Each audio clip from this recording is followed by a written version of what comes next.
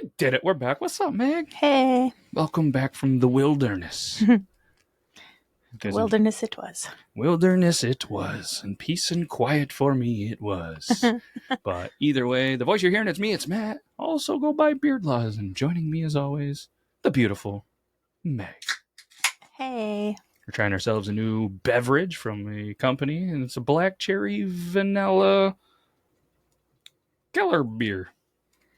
I'm not really sure what a Keller beer is, but it's pretty good, huh? It is pretty good. First time you had a sip, and I've had a couple of them, and I am a huge fan of it. But you don't care. I'm also a huge fan, Meg, of Brio. You guys can go over to Brio for life. Use code BeardLaws. Get yourself maybe a new toothbrush, maybe an ear or nose hair trimmer, or maybe if I ever need to trim up my beard, I'll get myself one. But this story, I am super excited. Hopefully it lives up to the hype, because this is the one that we've been kind of, I don't know, not advertising, but hinting about doing for a couple of weeks now. We were going to do it last week, but didn't get the book. But guess what, Meg? What? We got the book. Woo! I was showing this off to Burley and the boys from Triple T, because it's the first time that the story popped up. This is an original 1961 original press, The Man Who Robbed Brinks. And I'm super excited. You can see I got a bookmark in there. Didn't make it very far. I made it 12 pages. Not great at reading. I just love collecting books. But this is the actual story of one of the most famous holdups in the history of crime, as told by one of the ringleaders, to Bob Considine, in cooperation with the FBI. And it was published by Random House, which is in the lovely state of New York. I don't know. Like I said, I'm pretty excited about it. It's, have you heard this story before of one of, if not the greatest heists of all time? You know, I'm not sure. I'm waiting to hear about it. Okay. It might jog something in my memory. Gotcha. You know, sometimes you think you might know or you might not know, and you hear something like, oh yeah. All the time. Thinking that might happen. It could. But it's the 1950s Brinks Robbery, also known as the crime of the century. It was a daring plan that was executed with military precision, and for a while it seemed like the perfect crime. But as we're finding out, Meg, there's really no such thing as the perfect crime, because even the best laid plans can unravel. Let's hit the intro, have ourselves a quick little drink break, and because I think it's Rascal 30, isn't it? All right, let's hit the intro. When, Meg? Right now.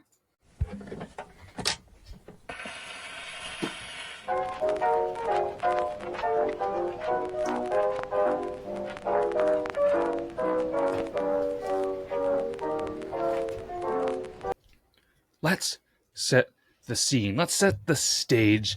Let's get into this. Again, I've been super excited for several weeks to do this. You have been. Go. So it's the late 1940s in Boston. The city's bustling, recovering from the effects of World War II. Industry, it's booming. And with it, the transportation of large sums of money through companies like Brinks. Brinks Armored Car Depot, which is located in Boston's North End, which actually is present day in the North Terminal Garage. You know, just in case anybody wants to check it out, send us a picture over on the Instagram socials and over at the Beard Laws studio, metabeardlaws.com. You ever been to the Boston's North End? No, I don't think so. Me neither. But one of these days we'll have to go with those Red Sox fans in your family and check out some Boston. I've been to Boston. Been to Boston, just not the North End? Yeah. Fair. It was a scheduled, supervised trip as a youngin'. Oh, a youngin'. To be young again. Toury. But this area, Mag, was actually considered one of the most secure locations to store cash and valuables. This made it an attractive target for anyone daring enough to try. The plan for the Brinks robbery began in 1947, but the initial plan hits a snag in 1948 when the gang discovered that Brinks relocated their establishment to a new site. Could you imagine being a bank robber, have everything started to be planned out, and then they're like, oops, we're going to move. Probably good for them to do that. Turns out Probably not so much in the end. Originally, the heist was meant to be a burglary, but the new burglar alarm system at the new location made that impossible. If only they had been able to see Mission Impossible. So after carefully observing the guards' routines, the gang decided the best time to execute the robbery was just after 7 p.m. when the vault would open and there'd be fewer guards on duty. In a meticulously orchestrated plan over several months, the robbers discreetly removed each lock from the building, had a key made for it, and then returned the lock back to its original place without arousing suspicion. How wild is that? It's innovative. They also stole 2 vehicles, a truck to transport the stolen cash and valuables, and a car to block any potential pursuit. Vincent Costa, I would say Costa, right? Like Costa Rica, acted as the group's lookout. He positioned on a nearby rooftop. He was responsible for signaling the gang with a flashlight when he saw the vault being opened. After 5 unsuccessful attempts, Costa finally gave the green light on the night of January 17th, 1950, setting the stage for one of the most infamous robberies in history. So, before we actually talk about the robbery, I feel like it's pretty important to kind of tell you the people that were involved. A little bit about them. And I do have to do a disclaimer. I'm really bad at saying names, so sorry in advance. Some of these names are pretty tough. I actually think it might be Costa. Costa? Damn it. I'm over 1. All right, well, Meg's going to help me get through this. That's how I would say it. Okay, do you want to do some, or you want me to just struggle and laugh? Go for it. It's more fun. Joseph McGinnis, according to the testimony from Joseph, also known as Specs O'Keefe, he's the one that narrated the book, and he was the mastermind behind the Brinks robbery. However, this claim was later contested by Michael Geegan. McGinnis was tasked with destroying incriminating evidence, including guns, the truck, and clothes used in the heist. He ended up dying in prison October 5th, 1966. Joseph Specs O'Keefe, the one that I've already talked about, the book, known for his crucial testimony in the Brinks case. He ended up passing away 1976 at the age of 67. Then there's Anthony. He probably was like, hey, Tony. Pinot? I like them both. Yeah. Tony. We'll go with Tony. He claimed that, Geegan actually claimed that Pinot was the actual leader of the gang. He also dies in 1973 at the age of, again, 67 years old. Adolf, that's a tough name to have, especially after everything. Why would you name your kid that? But he went by Jazz Maffey. He was the last surviving member of the Brinks gang, passing away September 1988 at the age of 77. Then you have old Thomas, also known as Sandy Richardson. Not a lot about him, but he died at 73 in 1980. Then old The quiet one. Yeah, he must have been a quiet one. Then you got old Vincent Costa. After being paroled, he was actually released from prison in 1969. He was later arrested in 1985 for cocaine's trafficking. Just didn't learn, did you, Vincent? Paroled. He must have talked. Michael Geegan, he was also paroled and released 1969. Henry Baker died in prison 1961 at the age of just 54. James Faraday, along with Geegan and Maffel, was paroled and released in 1969. Joseph Banfield passed away in 55 at the age of just 45, Meg. Then there's Stanley Gusiora. Before he could be tried for his involvement in the robbery, he actually passed away of a brain tumor in 56. All right, now you know the people. Okay. I feel like we get in to the heist. Let's fast forward to January 17, 1950. It's a cold, dark evening in Boston. 7 members of the gang, O'Keefe, Gusiora, Baker, Maffel, Geegan, what is it again? Faraday, I would say Faraday. and Richardson enter the Brinks building, each wearing a chauffeur. Yeah, cap. I was getting there. A pea coat, rubber Halloween mask, and carrying a .38 caliber revolver. 7:10 p.m. they make their move, quickly tying up 5 employees working in the vault area. So I did in the 11 pages that I read in the book. They kind of start off with going in there. They get in there. They obviously go in. O'Keefe, First lock, there they go. Second lock, he had a key ring with 5 rings. Third, fourth, fifth, they're in. Then there was some kind of like mesh before they got into the vault. And when they're at the mesh, all of a sudden people that were in the vault doing stuff just kind of looked over in disbelief, in shock, and were just kind of like, oh. They looked over and there was all of these guys standing there with guns. They more or less said, hey, there's a stick up, get on the ground and nobody gets hurt. They lay on the ground, they get tied up, and then they get to work. Wild, right? Mm-hmm. And there was one thing too that read in the book, that in kind of all of this going on, somebody actually knocked on the door, and it was kind of unplanned for, and O'Keefe and them were like, whoa, why are they knocking? More or less they were like, well, they're trying to get in, like this is part of the routine. And they're like, well, what happens if they don't? They're like, well, they're probably going to be alarmed and something. So 2 of them, they leave. They go to get this guy. They were just going to kind of grab him, stash him, whatever. And by the time they get around to where the door is, they were gone. And apparently the guy just went in and decided it was dinner time. Got a meal. And there was nothing from it. So they go in there. They got about 20 minutes. The robbers fill large canvas bags with money. Although they encountered about $1 million in silver and coins, they left it behind as they weren't equipped to carry it. In total, the gang made off with $1.28 and some change in cash and about $1.5 million in checks and other securities. And also in the brief 11 pages that I read, there was actually a box, like some kind of metal box that they tried to get into, couldn't. And they were just like, oh, whatever. So they ended up leaving it behind. And it ended up being $800,000 in a deposit from a company. I can't remember the name of the company.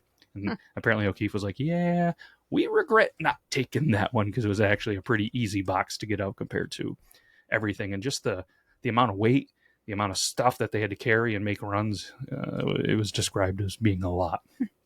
So by 7:37, one of the Brinks employees managed to free themselves, sounds the alarm. Putting into perspective, though, they stole roughly $2.7 million, which would be 35.2 pretty much $1 million in today's money. They leave no clues, no fingerprints, and they didn't even speak a word to each other really during the heist. Their plan had gone off without a hitch, leaving Boston authorities baffled. So far, so good. There it is. I mean, so far, so good for them, right? Immediately after the robbery, Police Commissioner Thomas F. Sullivan issued a mobilization order for all precinct captains and detectives. Within hours, 13 people were detained, including 2 former Brinks employees. Brinks Incorporated offered a $100,000 reward for information leading to the arrest and conviction of those involved, with an additional 5% reward from the insurance company for any recovered cash. Oh, and that also, the box that had the $800,000 or whatever, all of it was untraceable cash. Sheesh. Right? Because it was a cash deposit. They're like, Right. oh, we're going to get this in. Nobody's going to think. Then you have J. Edgar Hoover, probably invented the Hoover vacuum. He was the director of the FBI, took over supervision of the investigation. And I did mention that there was no fingerprints, there was no nothing, but I didn't want to spoil it. There actually was one piece of physical evidence that was left at the scene. It was a cap, a little bit of tape, and obviously the rope that was used to bind the employees. Most of the cash stolen was in small denominations ranging from $1 bills, $20 bills, making it almost impossible to trace through serial numbers. Initial information from informants provided fruitless. The robber's truck was later found dismantled in Stoughton, Massachusetts, near O'Keefe's home. So in June 1950, O'Keefe and Yore were arrested in Pennsylvania. You know how, Meg? How? Another burglary. Oh my. Right? O'Keefe was sentenced to 3 years in Bradford County Jail, while Yore received a 5 to 20-year sentence in the Western State Penitentiary in Pittsburgh. Informants revealed that O'Keefe and Yore were demanding money from Pino and McGinnis in Boston to fund their legal defense, with most of O'Keefe's share going to his legal expenses. And despite efforts to talk to O'Keefe and Yore in prison, both denied any knowledge of the Brinks robbery. Although other gang members fell under suspicion, there just wasn't enough evidence for an indictment, so law enforcement continued to apply pressure. Old Maffel, Adolf Maffel, I forget his nickname at this point, was convicted of income tax evasion and sentenced to 9 months in prison. Is it Mathel or Mathy? Yeah, I don't know. Old Adolf. Hmm. His nickname was Jazz. So from now on, we'll refer to him as Jazz. Jazz hands. I heard he invented it. Could be wrong. I do hear some things that are wrong occasionally. Yeah, so they're in jail. All these guys, they do this. They get away with a perfect crime, but they just can't stop. Won't stop. They just keep committing crimes, finding themselves in jail. But then O'Keefe gets released. He faced trial for another burglary and parole violations, and was released on a $17,000 bail. O'Keefe claimed that he had never received his portion of the loot after entrusting it to old Jazz Hands for safekeeping. In need of money, he then kidnaps old Vincent Costa and demanded his share of the loot as ransom. Feel like I wouldn't really want to get on O'Keefe's bad side. So he then pays a small ransom, decided to eliminate O'Keefe. After a few failed attempts, he actually hires underworld hitman Elmer Trigger Burke to kill O'Keefe. Burke shot O'Keefe in Boston, seriously wounding him, but failing to kill him. While in the hospital, O'Keefe was approached by the FBI and decided to cooperate on January 6th, 1956. 8 members of the gang received life imprisonment sentences. All were paroled. Well, a lot of them in 1969, but they were all by 1971, except McGinnis, because he unfortunately, or whatever, he ended up passing away in prison. O'Keefe received a 4-year sentence and was released in 1960. Only $58,000 of the $2.7 million was recovered. Isn't that wild? Wow. It all went to legal fees. Yeah, they ended up spending it back there, and I'm assuming they got some of it back, but yeah. So, as we mentioned, O'Keefe collaborates with writer Bob Considine on The Men Who Robbed Brinks in a 61 as told book. And I'm so excited. I might try to genuinely read into this. I wanted to read more, so I had more, insider stuff like I talked about in the 11 pages that are I just haven't had a lot of time yet. I feel like it's a topic you're pretty interested in, though, so maybe it'll go well for you. Just for anybody listening, I am not interested in bank robberies, nor will I ever.